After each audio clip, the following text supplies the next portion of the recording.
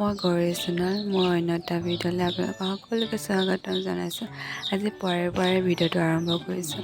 আজি এফালে যাব লগা আছে যে সেইবাবে, আৰু এয়া অলপ বতৰটো ঠিকেই কৰিছে, ৰ'দ দিছে, আৰু ক'ত যাওঁ কি কৰোঁ সেইখনলৈকে চাই যাব। আৰু এয়া এফালে মা আৰু মোৰ কাপোৰ ৰেডি কৰিছোঁ সম্পূৰ্ণ, আৰু যাম আৰু আজি।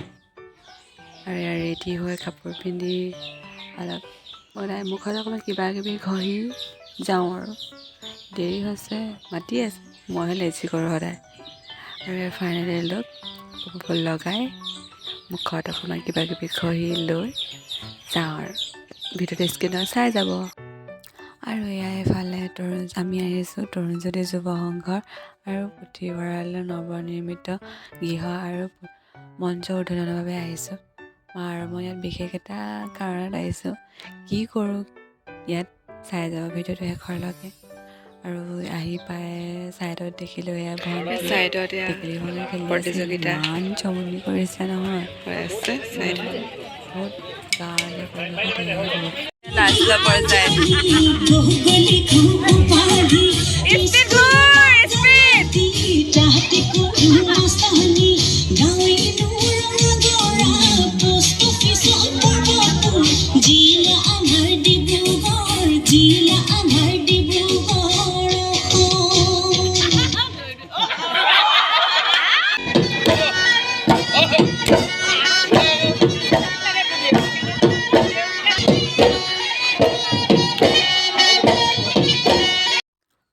আৰু আনফালে আমি ইয়ালৈ আহিছিলোঁ, মা আৰু মই সোণোৱাল কছাৰীৰ লেচেৰি বিহুৰ নৃত্য পৰিৱেশন কৰিবলৈহে ইয়ালৈ আহিছিলোঁ।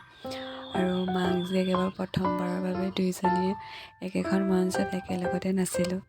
ভালো লাগিলে, কাৰণ মাৰ লগত এবাৰ প্ৰথম সোণোৱাল কছাৰীৰ লেচেৰি বিহুৰ নৃত্য পৰিৱেশন কৰিলোঁ, ভাল লাগিলে। আৰু ইয়াত বহুতেই গাঁৱৰ জীয়ৰী বোৱাৰী সকলো নাছিল।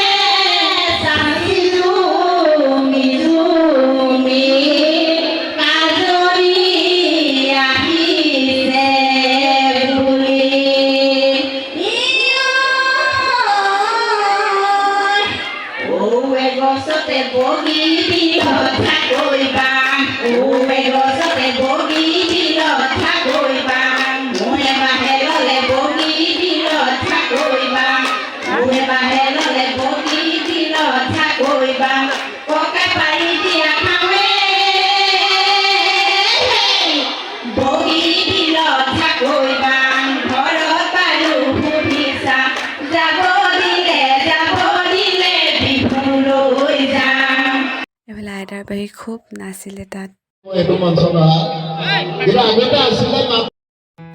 আৰু এয়া ৰাতিও অলপমান নাছিলোঁ, লেচেৰি বিহু ৰাতিও অলপ নাচিব দিলে। আৰু এয়া এইফালে সাংস্কৃতিক সন্ধিয়া গোuri Sonowal আহিছিলে। অলপ সময় থাকি মা আৰু মই আমি দুইজনী গুচি আহিলোঁ। ইমান ভাগৰ লাগি আছিলে নহয়, থাকিবই নোৱাৰি আৰু একেবাৰে, সেইকাৰণে ঘৰলৈ গুচি আহিলোঁ। আজিলৈ ভিডিঅ'টো ইমানতে, ভাল পালে লাইক, শ্বেয়াৰ এণ্ড ছাবস্ক্ৰাইব কৰি দিব। ধন্যবাদ।